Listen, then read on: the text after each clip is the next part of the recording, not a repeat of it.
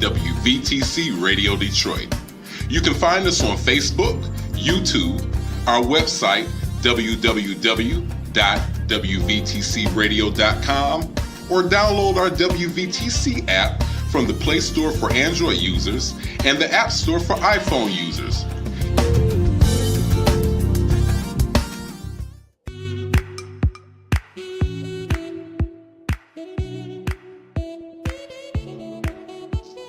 Thank you for tuning to WVTC Radio Detroit and the Community Bell Show with your host, former Wayne County Commissioner Edna Bell. Stay tuned for insightful information Detroiters will find valuable. Text a friend and tell them to watch with you for news you can use. And now, your host, Edna Bell.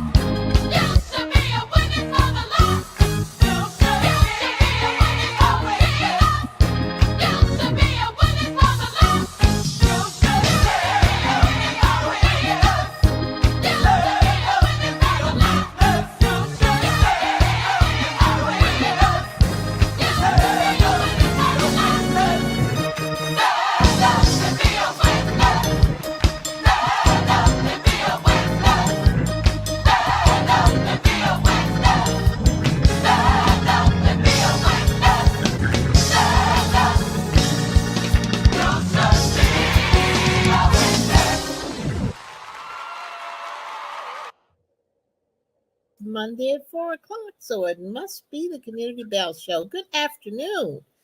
Thank you so much for joining us. I am so happy to see you all as well. Life is good. It's a little cloudy in Detroit, but that's all right. We're here and we can make it sunshine just by talking. I am so glad to have all of you with us today.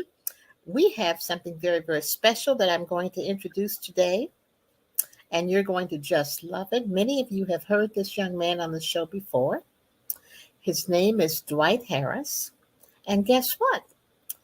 From now on, every second Monday is going to be Dwight Harris, and he's going to talk about all of the things he's involved in. He's going to have some people come on that you're going to love to meet. You're going to get such wonderful information about helping folks who we need to help. people who have been down in their luck. They've been incarcerated. They are out. They're trying to service their community. They're trying to get better, but also about what he's doing with young people in our community, helping some of those young folks so that they don't get into the justice system, so they become productive citizens. And we are just so very, very excited to have Dwight Harris with us. Dwight, are you there? I'm there. I'm here. There you are. Hello, Dwight. How you doing? Welcome. So every second Monday, you will see at 4 o'clock now, Mr. Dwight Harris and his show. And I told Dwight to decide what's the name of the show going to be? What are you going to call it? What did you do, Dwight? What did you decide on? So what I did ask a whole bunch of people, like, what should I name the show? I wanted to know, like, what did people think about the things that I talk about, the topics, how I talk about them, and what name would be parallel to what I do on the show. And so it was two different names, but I like the Camera Check Show because with the camera check, everything that we do, we must take a camera check. A lot of times we don't take a camera check. We don't look at things the way we should. I believe that we need to look at things objectively every time we look at something. I think we need to look at the reality at it, and we need to look at the facts. When we're able to look at the objective reality and the facts, that's the camera check. A lot of times things come in between that camera check, the reality, making an irrational decision to making a rational decision. And those emotions that fall in, and in between that is the problem that we have in our community socially. And it's the emotion and the ego and the pride, all those things getting in the way from us doing our civic duty and keeping in the standards of being Americans in this country. Okay, so the camera check, that's The what's camera going to check. be? Dwight Harris and the camera check. All It's right. the camera check show.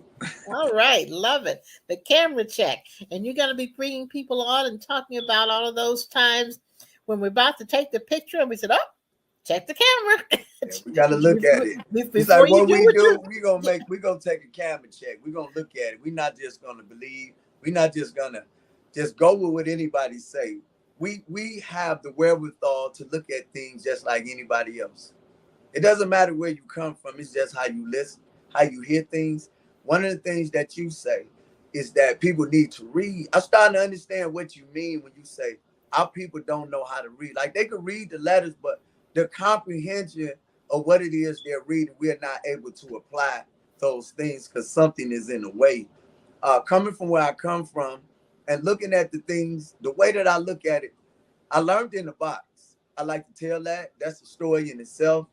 And to be able to see things the way I see coming from there and my studies, I want to be able to bring other people on the show to be able to talk about the issues because there's a variety of wide range of perspectives about what it is we're going through, especially today with our children and society.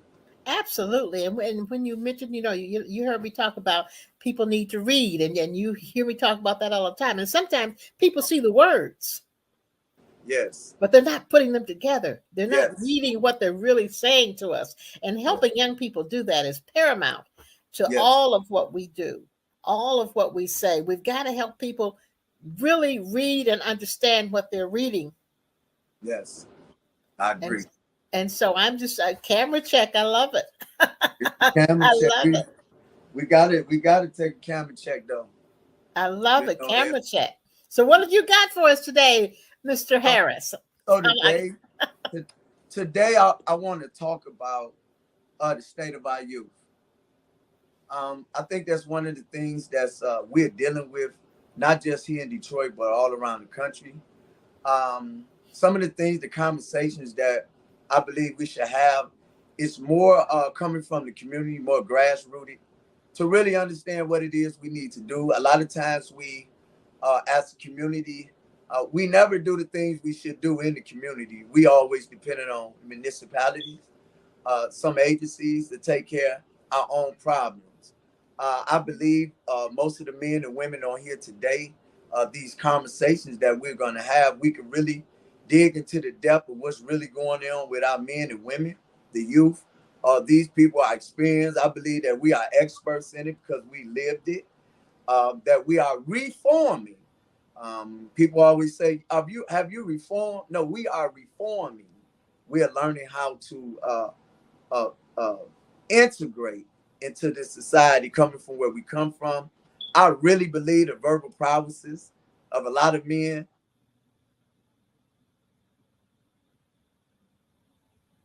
Sorry, but I believe that the verbal prowesses and what it is that need to be done, I think people need to hear that. Like hearing me, I believe there's so many other people that can, when you hear them, you will hear them in a whole different way. I think we'll see issues and want to deal with issues in a whole different way. I believe that my work is intrinsic, mean it's different. Like I spent so many years in prison, but I want people to understand how we dealt with violence in prison. Like you got to remember that was a whole nother world. That the people that y'all held accountable out here came to prison with us. We want people to understand how we were civilized. What civilized me? I'm that child that we're looking at. Like a lot of people don't see that. So I want people to be able to really, these conversations we're going to have can really dig into the depth of it. And I know from this station, we will be able to really reach people and they can hear us and we can really sit down and have some dialogue about what it is we need to do. I love it. Well, your show, go for it. Okay. So I'm not for sure how many people we got on here. I know I got, oh, there we go. There we go. So I'm glad you put him on first. This is Demetrius. I call him Meech Grizzly. I met him some time ago. I want to say a couple months ago. And I went to Persian High School for the Peace Day. And when I got there, I seen him and a lot of the other gentlemen greeting the children that was coming to school that morning. And we was greeting them with peace and we had all white on. And so he has a program similar that aligns to the issues and the things that we need done in the community. I really believe that there's a lot of illusions when it comes to the ideology of our youth and what they're following. People are misleading our youth when it comes to not mentorship, but our rap, the industry, our entertainers and things like that. People that our children listen to having took a responsibility upon themselves in this society. I believe that Meech, who's very influential in the community, as you hear, he will co-host and my shows with me as we progress. I believe that his verbal prowess is really like I'm 54 years old. I'm probably 2 years him, right? Although I believe his verbal prowess is really applying today and what we're dealing with our children. I really believe Meech has the capability to really reach a big majority of children in our community. And that we need his voice, we need him, we need his body really to change it. But I really want people to meet him and understand where we're coming from. It's an inclusive platform, meaning that it's different. You will hear things different, how we deal with it. But however, we do respect municipality and we respect both sides. One of the things I see with a lot of leaders, they don't even know the difference in sides, where we at and how we represent our community, whether we're from community or you working with the accountability side. Where on this platform, you find a young guy that's willing to walk on the accountability side. That's hard. And continue to be solid and stand strong in this community. We're looking for solid leaders, real solid leaders. A lot of times we take away from that with a lot of the yip yap or all the parades and what it is we doing. With Meech and them been on the ground, met him on the ground. I want to talk about the state of our youth today. He's one of our first guests. I do want to continue to add more, I guess, in, but that's Meech Grizzly. He might want to introduce himself as Dimitri, but that's my partner. You'll always see me with him, man. I want you to meet him. I want people to meet him, and we plan on doing a lot of different engagements. But this is my mentor, him. Hi, Demetrius. How are you? Hey, how you doing today? I'm good. I'm glad you are one of the first guests to be on Dwight's new show, Camera Check. Thank you. I appreciate I really do appreciate the invite. And I thank you guys a lot. Well, tell us a little bit about you. Yeah, give us so I'm gonna go ahead and host, man. So Yeah. I want you to kind of talk to us about I want to talk about the state of our youth. As we go, I want people to understand that we will introduce people more. I know they want to know more about some of the guys. You can always send comments and ask for us to have whatever type of show you want us to have. Let us know. We would come back and do part 2s or part 3s of shows if we don't get a lot of the content out. But what I want to talk about today is the state of our youth. You may not be able to go all the way, but I want you to give a brief synopsis, your thoughts and ideas about it. And then we'll go to the next guest, and then we'll get into this this podcast, this thought about what it is, what we could do about the state of our youth. I think we've been having this conversation for a while. It's a real big topic. I really want you to be kind of different, kind of how we talk about it, and what makes sense in terms of dealing with our youth. I want you to give some of the experiences that you've had with our youth, such as some of the things you've done where the guys call you, you was at the gas station. People need to hear that. People need to hear that. And Demetrius. Okay. Well, my name is Demetrius Fitz, or a lot of people call me Meech or Meech Grizzly.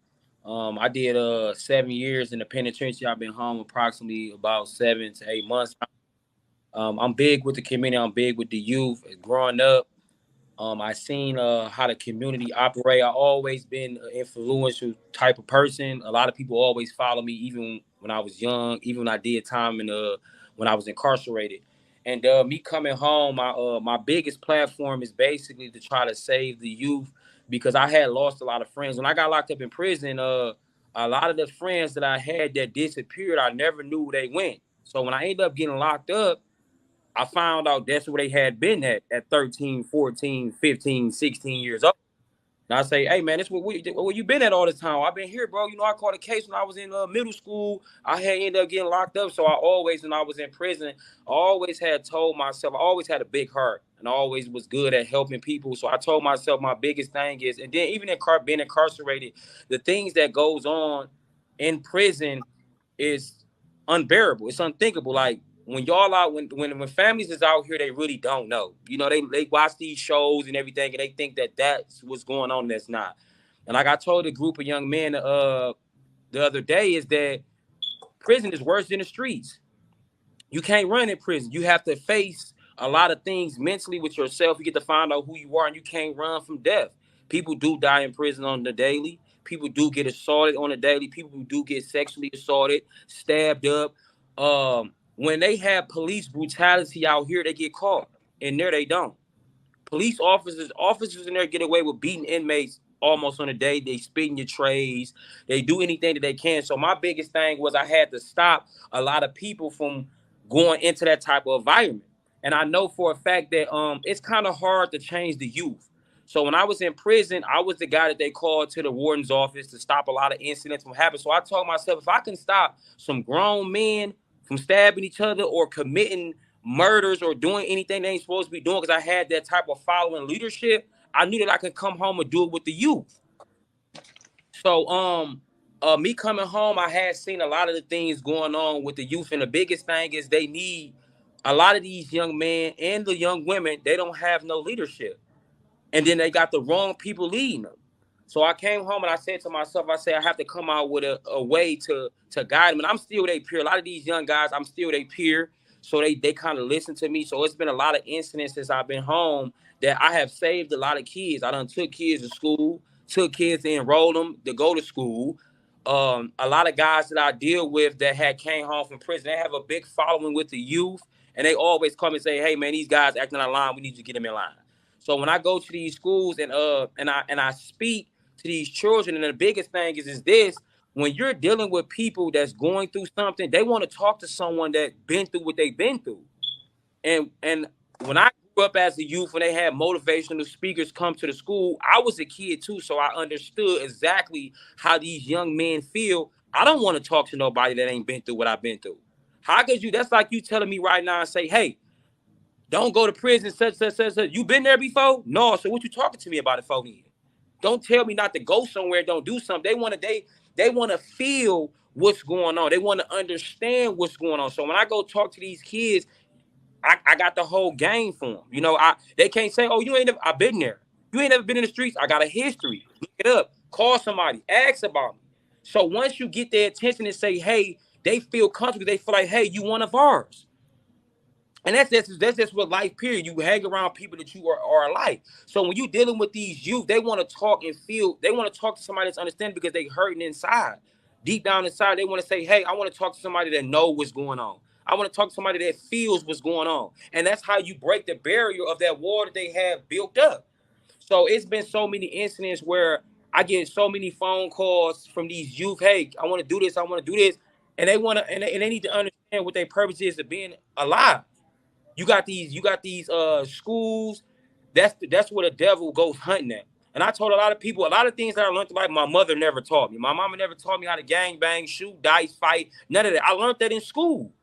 And this is where the youth is mostly learning. So that's why we go out and hunt these schools, motivational speak at the schools. We trying our hardest to get into the schools to say, hey, let's come here 3 days out the week, doing lunch periods or doing class transitions, because they'll come talk to us. People want to talk to people. I'm always constantly say people always want to talk to people that they can relate to. As I talk to so many teachers, they say, I tell these kids every day, stop this. You're going to end up here. And the kids respond, say, how you know? You ain't from the hood. You can't say that to me because guess what? I'm from the hood. So then at that time, then that's when I can say, hey, what's next then? Oh, well, where you from? What you been into? Oh, you know, doggy, you know, such and such, you know this person. I say, yeah, I know everybody. And then that's when you can slowly but surely gravitate to find out what's going on. Because a lot of things wrong with the youth is they don't want to go home because of the things that's going on at home. The social media is just blocking the platform of everything that's going on in the world today.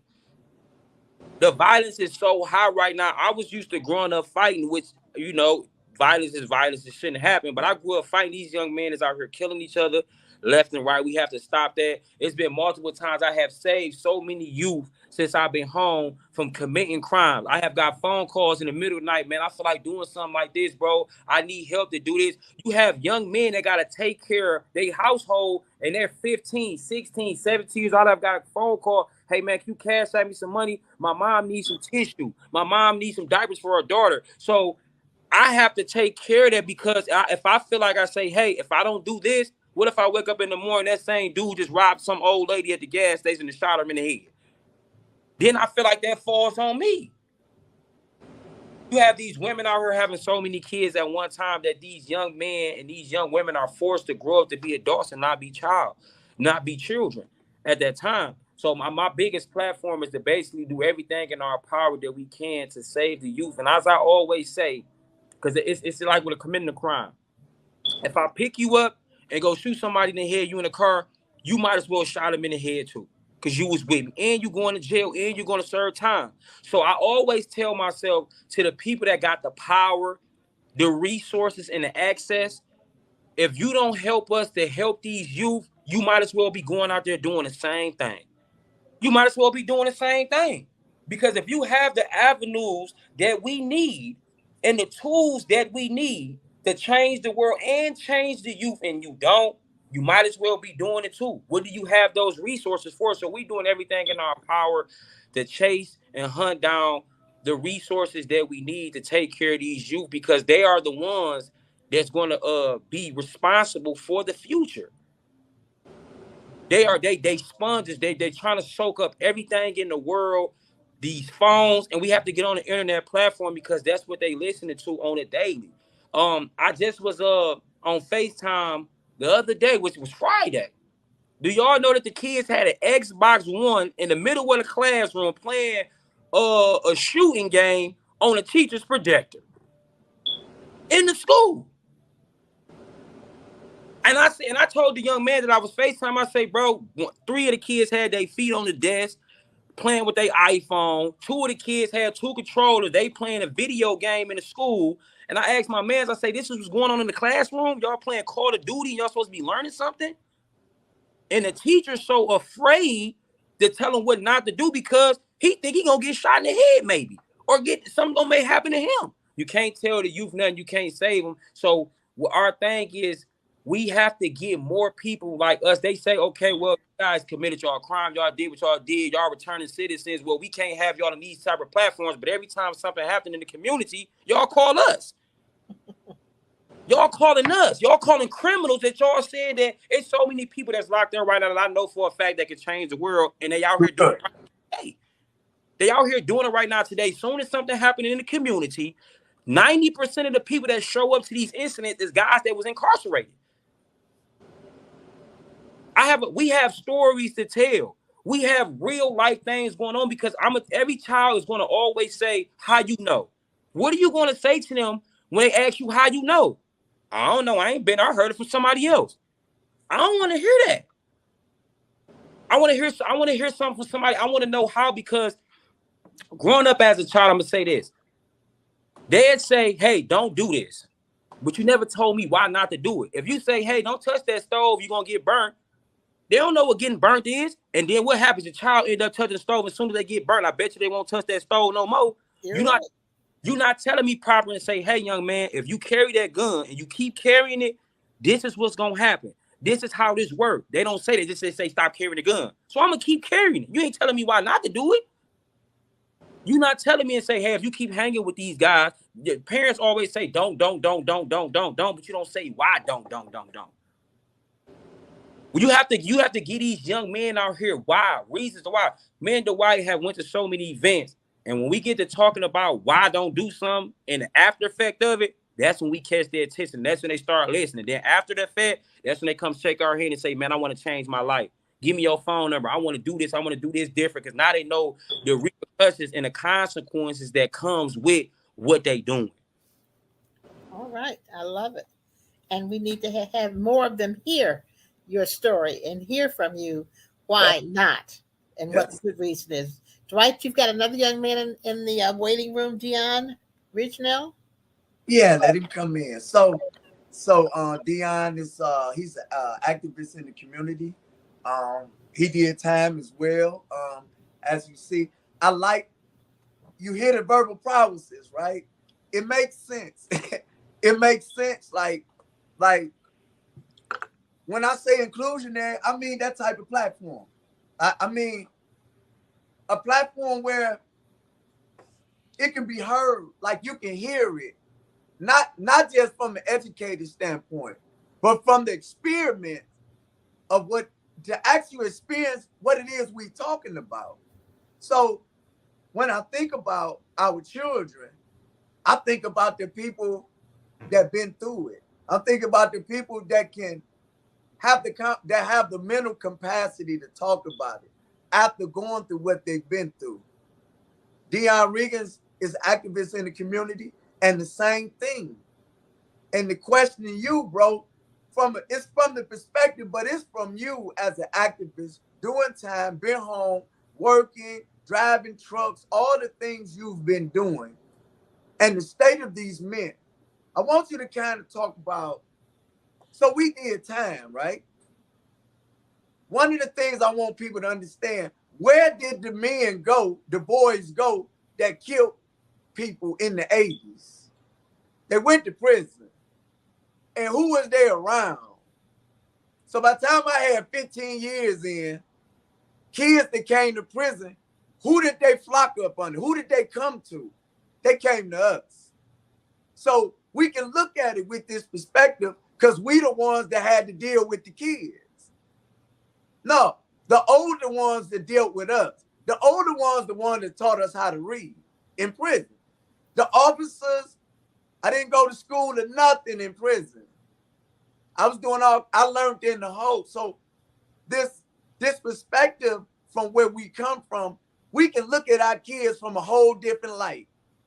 They're not real killers, because once they come through Jackson, all that's gone. They changed the whole thing. So I look at it like, How do we deal with them from looking from that way? Because I know that you ain't ready for this. I got a slew of stories of killers and robbers and everybody in the streets that when they came to prison, no, true story. I can tell it. Anybody know me, they know. We know that it's a whole nother thing. So to be able to see these guys that act this way in the street and they killing, we want to be able to tell, like, not that part, but the other part on the other side and look at it today. And what is your thoughts about that, bro?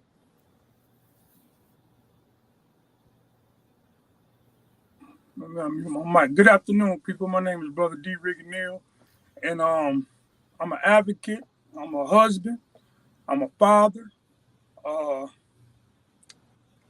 Some of the stuff that Dwight was just mentioning on, I can relate to that because at one time I was a juvenile delinquent, and as a juvenile delinquent, I didn't listen to my parents like I thought I should have, and I didn't respect authority. That's one thing that I didn't respect. I didn't like people telling me what to do and how to do it and when I need to do it, and that caused a conflict with me and my parents. I grew up in a single home without my father, and but I had a father. Later on down the line, my father, we built a relationship. But before we built that relationship, my father was doing what he wanted to do, and my mother had the burden of taking care of 3 children, 2 boys and 1 girl by herself. And once I reached a certain age, I think it was the age of 12 years old, and that was in the early, probably the late 70s. I was about 12 years old, and I really started doing mischief things. I was skipping school. I was hanging out with the wrong crowd back in the day. I used to go to schools I went to. I went to I lived in Herman Gardens, but then they started busing us to the suburbs. So when I got bused to the suburb schools that was in Dearborn, my mentality of going to that school was way different from my mentality of going to school in the Herman Gardens. Everybody in the Herman Gardens knew everybody. It was like it was the project. So when we went to the school, everybody, my cousins, we knew everybody in the Herman Gardens. But when they started busing us to different schools, with me being a juvenile delinquent, I would lash out in school, do certain things just to get attention. A lot of children do that today. They lash out, do things just to get attention. And the kind of attention that I was getting wasn't the right kind of attention. When I was going to school, if you got out of hand, you was able to, you get before they call your mother, they give you an option. I'm gonna give you. Let me hit you with this paddle 3 times, and you can go back to class, or I call your mother and let her deal with it. So I used to take the paddles because I didn't want to involve my mother in none of that. So, but eventually my mother had to come up to the school because one day I got into an altercation at school, and I took a knife to school, and now back in the days, people was carrying knives. We wasn't that much carrying guns. If you had a gun, you really kept it undercover and pulled it out when you needed to use it. But jumping up to now, these individuals are going to school with guns, and not just going to school with guns, they going out walking the streets with guns. But back to me, I wind up getting kicked out of all the public schools, and I went to this school called Lister. It was an all-boys school. I went to Lister. When I got to Lister,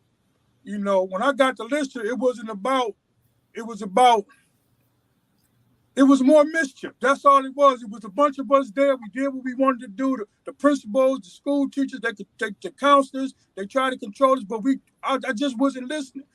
So as a delinquent, I still was delinquent. So at the age of 14, I got committed to the state. The crimes that I committed, I did a numerous amount of crimes as a juvenile. Some of the things that I did, I regret that I did them to this day.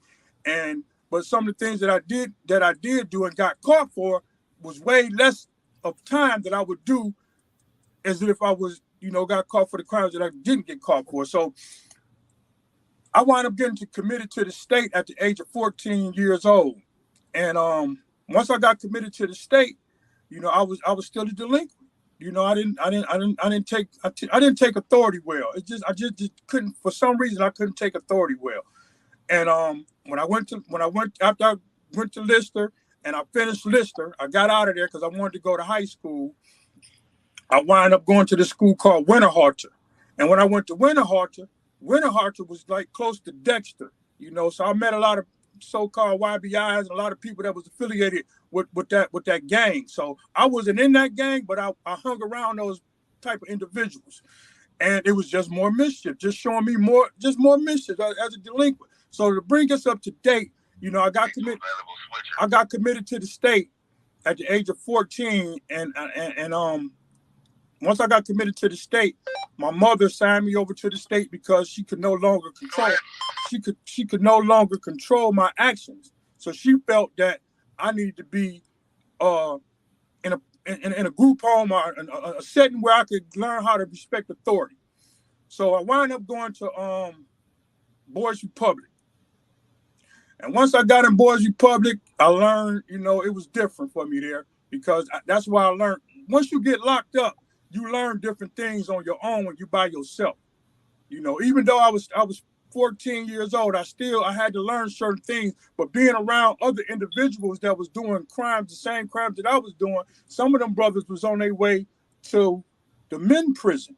You know what I'm saying? To the big house. You know what I'm saying? So once that came all to fruition, and I got out of the I wound up getting out of the boys' home because my uncle from New York, he became my legal guardian. So I wound up leaving Detroit and going to New York, and I stayed in New York to the late '90s. You know, I didn't stay in Michigan no more, but I heard a lot about what Michigan was going on in Michigan. After my uncle became my legal guardian, they told me that I had 24 hours to get out of the state, and if I didn't leave the state of Michigan, being my uncle being my legal guardian, if I didn't do that if I got found guilty of any other crime, that I was going to go to prison. So I left and I went to New York. And so when you look at our children now and our youth now, like you've been on the streets, you've been out here, you've been doing work with a lot of the organizations, and what do you think about them now? Now our children, in contrast to you, that's a good perspective. Okay, our children today are being misled. Our children today are being misled, and it's not that we can overcome them from being misled. Is the reason why our children act out the way they do is because they have no respect for authority, for one, like I used to didn't have. For two, they don't know who they are. They don't really know what they want to do in life besides the things that they are doing to get accepted by their peers. So with them doing the things that they do now compared to what we did back in the day, it's the same. It's the same thing, you know, because the music that they listen to, you know what I'm saying? You know, I was just listening to NWA the other day, and I was working out with my son, and I'm like, dang, my son, he just said they've been talking like this for a long time. You know what I'm saying? Easy E talking about shooting up this and shooting up that. You know what I'm saying? So that influences children. You know what I'm saying? When like it's some of the music. I'm not gonna get in particular to the music that can drive you to going out here doing things mimicking what the music say, because that's how we feel when we listening to that music. You know what I'm saying? If we ride in our car and we pump ourselves up, that's what pump us up. And now it's to the fact that they even got, you know, they making drugs. You know what I'm saying? They making drugs possible for us to get. You know what I'm saying? When we was coming up, we'll get a nickel bag of this, a nickel bag of that. You know what I'm saying? And if some people wouldn't sell you no weed because they'd say, man, your mother, your father ain't about to, you ain't supposed to be doing that. But nowadays, anybody can get it. You know what I'm saying? Anybody can get that. You know what I'm saying? And they smoking weed at 12 years old, 11 years old, 10 years old, you know, and they adding stuff to it. So that alters their mind as well. So now they really getting into that character of the music that they listening to. Yes. So they just being misled. You know what I'm saying? And not to say all children are like that, but you know, you get some children that don't have no choice but to be what they are because it stems from their parents as well. Yeah. You know what I'm saying? Their parents is presenting this to them in front of them at a young age. You know, we need to stop doing stuff in front of our children. Yeah. You know what I'm saying? Stop talking to our children a certain way. If you're talking to your children at 5 years old to 10 years old and you calling them this and you calling them that, that's the vocabulary that they have now. So they're going to go out and they're going to go to school and they're going to call the teacher that. You know what I'm saying? Are they going to go out? Are they going to reflect what they've been taught? Right. So it's just a process of and reaching the child's mind. So my thought about our children comes from me as a child. I've been home 11 years. One of the things I want people to understand that if you do time in prison, it's like being in this big old capsule with a bunch of stuff going on every day. You can't imagine what goes on up under this bubble, right? But in it was I was a kid when I went in there. I was 18 years old. The reason I reflect, a lot of people say, well, why you always talk about that? Because that's where I grew up at. That's where all the bad boys came. We created gladiator school. We learned how to fight we learned how to fend for ourselves. There were boys that came to prison that could not fight, that needed a knife when he got there. He had to find something that would give him the strength to grab it to protect himself, right? Mm-hmm. When I talk about our children, I look on that perspective because that's where I got it at. So when I come back right here to where the reality of the thing, it's like, what do we do? What do I see in the last 11 years since I've been home? We'll do a camera check, right? Mm-hmm. I worked for Ceasefire. Nobody knew that. I worked for Ceasefire as a social worker from CAS, Children Aid Society. I was at the table when we talked about it with Ike McKinnon and them about what are we doing with it after whoever left office or whatever. So I also worked Detroit Eastern District Initiative with Alice Stafford and them, with Detroit Crime Commission. I was right at the table and creating a program that makes sense over the 48205 area and the 48224 area. We had Ceasefire, and then we had Detroit Eastern District Initiative. So what did I see? At this time, if the divided crime rate was crazy. So as an agency and a strategist from a social work and the case manager standpoint, doing all the studying the Krasnick system, looking at all the monthly reports where we understand where all the shots were fired up, we actually engaged the neighborhoods. Mm-hmm. It wasn't even paid attention to. This is for everybody. People that know what I'm talking about. And other people, I'm trying to be descriptive about where our issues at. So, and what I seen, I canvassed the whole 48205 and 48224 area. All the information that 9th Precinct and the 5th have from over there is what we did years ago. Those engagements were so powerful. But one of the things I seen, because the work was so intrinsic, I set up engagement. I set up resource tables on Kelly and Morose, where they was killing and robbing at that month. They had more killings and robbings at that gas station ever. So the intrinsic work. And so when I sat on the corner, me and my people, the ones that had the heart to do it, a lot of people say, I'm not going over there where they killed 5 people on and robbed the man and dragged him through the alley. They say they not, even the police, trained soldiers, Detroit soldiers, they wouldn't go.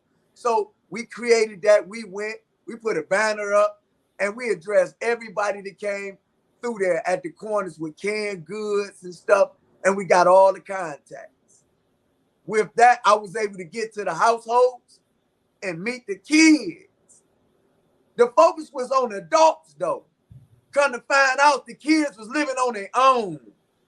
Even though they was in the household, they wasn't eating sufficient. They didn't have sufficient clothing, shoes, socks. They didn't know how to keep their hygiene up. They didn't brush their teeth every day. There was no order or structure in the household. The mother worked. She might have been abused by the dude. Got all kind of dudes coming in out the house. What I realized, because I was gone as a kid, when I left, there was grandmamas, big mamas, people that we could depend on. Ain't no big mamas no more. Nobody you can go down the street and say, I need something to eat, big mom. We don't have the people on the streets that can say, no matter what, make sure these kids eat. Everybody taking what they got and just pulling it to themselves. The kids see that. Let me give you an example. During the pandemic, we lost our children. Yeah. Our children are already suffering from trauma, from all those things I was just talking about. I've been dealing with kids for 9 years now. When I stopped work, when they laid us off at the agency, I still had those kids. I've knocked at all the doors and asked them for gyms years ago. Everybody remember that. Nobody gave me the gym. They say you got to pay $100. And I know $100. However, when I look at the kids, the children are raising themselves. Absolutely. Yes, they are animals. I was an animal. I was raised by my great grandmother, though. I only act that way when I left the house. The parents are peering. The parents are actually peering with the children. They want to be their friend. The children are smarter than the mothers. Can't be the friends. Can't be their friends. You got to be the parent. The children are smarter. Listen, the children, this is what I'm giving you this thing, what I see. The children are smarter than the parents. I don't think people even looked at it like that. Absolutely. So what that means is that you can't tell me these kids got their own mind. Internet has raised our children. Maybe some people say it ain't raised mine, but the internet has raised our children. I'm telling you. And so the kids that don't have order, the kids don't have that archy of growth from the bottom going up, can never reach the heights attain the spirituality in them. Because they are not eating, they don't have shelter, they don't have clothing. They are not warm, they don't feel sufficient. So that's not an excuse though, right? No, let me go to the personal face-to-face conversation. We need to help them. We need to help them. It's time, and that's part of our job is to start helping them. So this is Dwight Harris, everybody. Dwight Harris, camera check. This is camera check. Dwight will be back with us on the second Monday in January. Dwight will be back hosting his show. Camera check. 4 o'clock. 4 o'clock. Everybody be with us. Dwight, thank you so much. Thank you. Your first show. How do you feel about your first show? I love it. Our commentary. I really want to get more people in and involved. And we can do that. Yes. We can do that. I'm so glad that first show went great. You had great guests to talk about what's needed in the community. We look forward to it. Happy holiday to everybody. Happy holiday. We'll see you next Tuesday, or rather next Monday. And Dwight will see you the second Monday of every month. Happy holidays, everybody. Happy holiday, everybody. Everybody be blessed. Take care.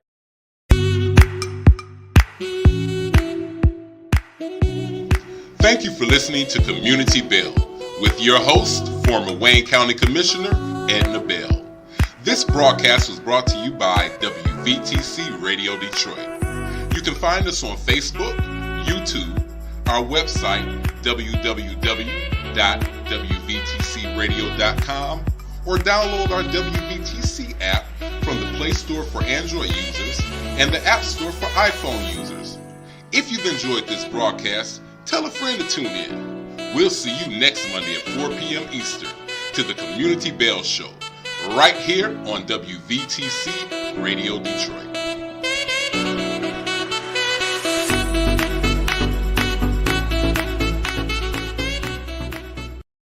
The views and opinions expressed on the previous broadcast are those of the authors and do not necessarily reflect the official policy or position of WVTC Radio Detroit, its advertisers, or affiliates.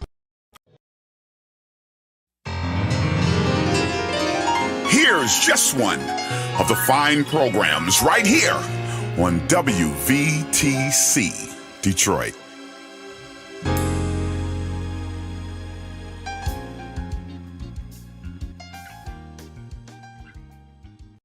Hey y'all, summer is coming. We want to remind you of the WVTC. Wash your hands. Stay updated on your vaccinations. If you got a temperature, get a COVID test and cover your cough. We're on a mission, so don't let COVID stop you.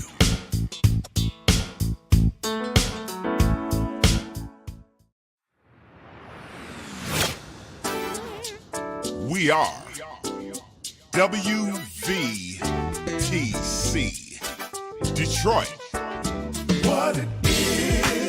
What it is, we're gospel music, preaching, teaching, inspiration, encouragement, news, and guest interviews.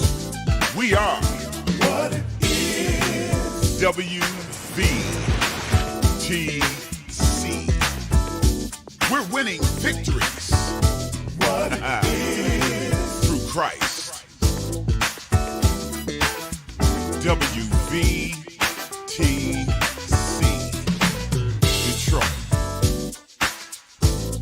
All up in the community.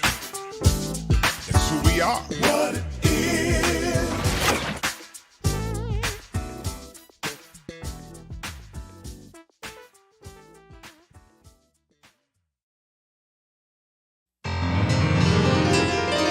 Here's just one of the fine programs right here on WVTC Detroit.